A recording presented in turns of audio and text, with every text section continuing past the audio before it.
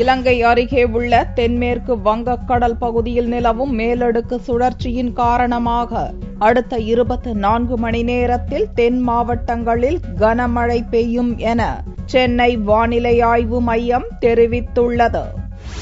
தமிழகத்தில் வடகிழக்கு பருவமழை வரும் அக்டோபர் 22ஆம் தேதி தொடங்க வாய்ப்புள்ளதாக சென்னை வானிலை மையம் அறிவித்திருந்தது. இந்நிலையில் தமிழகத்தின் தென் மாவட்டங்களில் பல இடங்களில் சில தினங்களாக பரவலாக மழை பெய்து வருகிறது.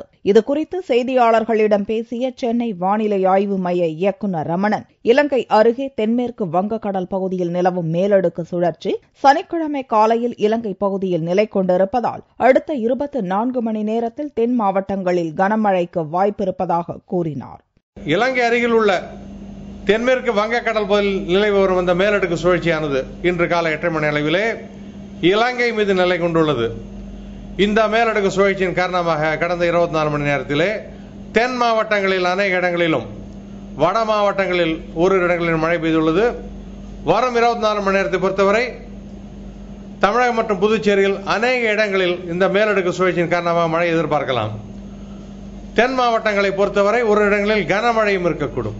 கடந்த 24 மணி நேரத்தில் அதிகபட்சமாக பொள்ளாச்சியில் 10 சென்டிமீட்டர் மழையும் தங்கச்சி மடத்தில் 9 சென்டிமீட்டர் மழையும் பதிவாகியுள்ளதாகவும் ரமணன் தெரிவித்தார். தற்போது பெய்வது பருவமழை அல்ல என்றும் மேலடுக்கு சுழற்சி காரணமாகவே மழை பெய்வதாகவும் அவர் கூறினார். இதன் காரணமாக வட மாவட்டங்களில் சில இடங்களிலும் மழைக்கு வாய்ப்புள்ளதாக ரமணன் தெரிவித்தார்.